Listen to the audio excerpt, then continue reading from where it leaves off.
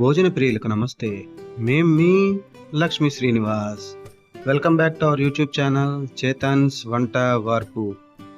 ఈరోజు మన యూట్యూబ్ ఛానల్లో అందరికీ ఇష్టమైన రెసిపీ చేసామండి. నాకు తెలిసి అయితే దీన్ని ఇష్టపడని వాళ్ళు ఎవరు ఉండరు.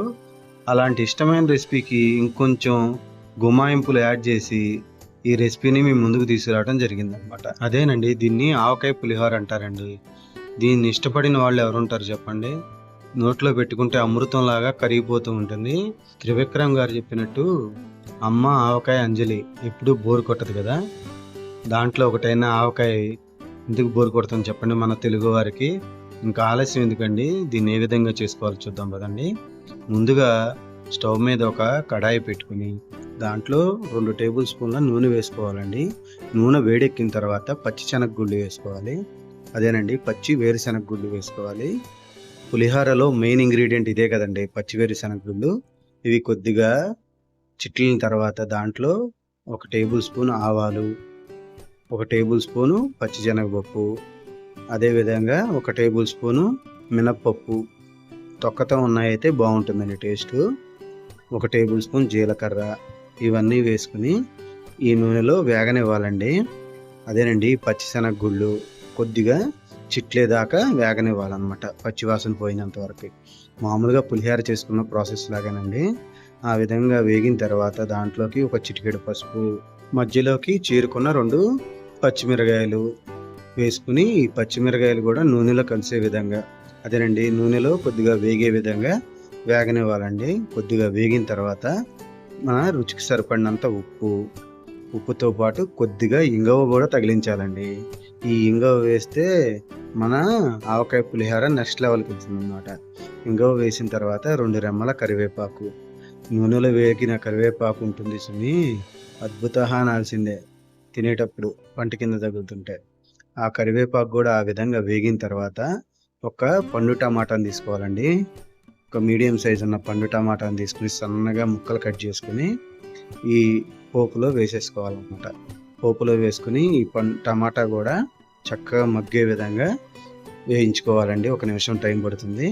ఆ టమాటా కొద్దిగా మగ్గిన తర్వాత పొట్టు తీసిన 5 వెల్లుల్లిపాయ రబ్బల్ని కచ్చా పచ్చాగా దంచుకుని దీంట్లో వేసుకోవాలండి. ఆ విధంగా వేసుకుని వెల్లుల్లిపాయ కూడా పచ్చి స్మెల్ పోయిందాకా కొద్దిగా కలుపుకుంటూ ఈ నూనెలో వేగనివ్వాలన్నమాట. నూనెలో ఆ విధంగా వేగిన తర్వాత అండి దీంట్లోకి 2 టేబుల్ స్పూన్ల నెయ్యి అండి, నెయ్యి కూడా యాడ్ చేయని చెప్తా. ఈ నెయ్యి ఆవకాయలో కలిసి అమృతంలాగా ఉంటుందండి తినేటప్పుడు. అవును కదండి, వేడి వేడి అన్నంలో ఆవకాయ నెయ్యి కాంబినేషన్ మామూలుగా ఉండదు కదా. ఆ విధంగా నెయ్యి కూడా వేసుకున్న తర్వాత ఇప్పుడు మన ఆవకాయ దీంట్లో వేసుకోవటమేనండి. పాత ఆవకాయ చూసారా ఏ విధంగా ఉందో, ఇంకా కొత్త ఆవకాయ రాలేదు కదండి, పోయిన సంవత్సరం పట్టిన ఆవకాయ. చక్కగా ఆ విధంగా ఆవకాయ తీసుకుని మన రైస్లోకి ఎంతైతే పడుతుందో దీంట్లో వేసేసుకోవటమేనండి. చక్కగా ఆ విధంగా ఆవకాయ చూసారా, ఆవకాయ చూస్తుంటేనే నూరూరిపోతుందండి నాకైతే. మీకైతే ఎలా ఉందో నాకు తెలీదు.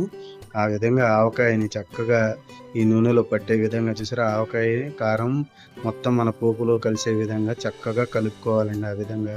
ఆ విధంగా కలుపుకుంటే అండి ఈ పల్లీల్లో కూడా చక్కగా ఈ ఆవకాయ గుజ్జు ఉంటుంది చూసారా, ఆ విధంగా వెళ్తుందండి. మంట అనేది మీడియం ఫ్లేమ్లో పెట్టుకుని ఆ విధంగా నూనె అలా సెపరేట్ అయ్యేదాకా కొద్దిగా వేగనివ్వాలండి. అలా వేగితే ఈ ఆవకాయ గుజ్జు కూడా మన పల్లీలకి అన్నిటికీ పట్టుకుంటుంది, టమాటాకి కూడా చక్కగా పట్టుకున్న తర్వాత దీంట్లో మనం వండుకున్న రైస్ దీంట్లో యాడ్ చేసేసుకోవటమేనండి. ఆ విధంగా యాడ్ చేసుకుని చక్కగా మన రైస్ ఎంతైతే క్వాంటిటీ పడుతుందో అంత యాడ్ చేసుకుని కలిపేసుకోవటమేనండి. మన ఆవకాయ పులిహోర రెడీ అయిపోయినట్టేనండి. ఇంతటి దానికి ఆవకాయ నెయ్యి వేడివేడి అన్నంలో కలిపేసుకు తినేస్తాం. ఈ ప్రాసెస్ అంతా చేయాలా అని మీరు అనుకోవచ్చండి. తప్పకుండా చేయాలండి, దేని రుచి దానిదేనండి. మామూలుగా కలుపుకు తిన్నది వేరు, ఈ విధంగా చేసుకుని తిన్నది వేరండి. నాకు తెలిసి అయితే బ్యాచిలర్స్కి అయితే కన్ఫామ్గా తెలిసి ఉంటుందండి. ప్రతి ఒక్కళ్ళు హాస్టల్లో ఈ ఫుడ్ని టేస్ట్ చేసే ఉంటారు. ఈ వీడియో చూసినప్పుడు ఆ మెమరీస్ అన్నీ వాళ్ళకి గుర్తొచ్చి ఉంటాయి. నాకు కూడా గుర్తొచ్చిందండి ఈ వీడియో చూసినప్పుడు. తప్పకుండా ట్రై చేయండి ఒక్కసారి అయితే ఈ రెసిపీని, చాలా బాగుంటుందండి. డెఫినెట్గా మీకు నచ్చుతుంది ఈ రెసిపీ. మీకు కనుక మన వీడియో నచ్చినట్టయితే ప్లీజ్ అండి ఒక లైక్ చేయండి, మీ ఫ్రెండ్స్ అండ్ ఫ్యామిలీతో షేర్ చేసుకోండి. మరిన్ని వీడియోల కోసం మన ఛానల్ని సబ్స్క్రైబ్ చేసుకోండి. థ్యాంక్ యూ అండి. Thanks for watching. మరో మంచి వీడియోతో మళ్ళీ కలుద్దాం. బాయ్.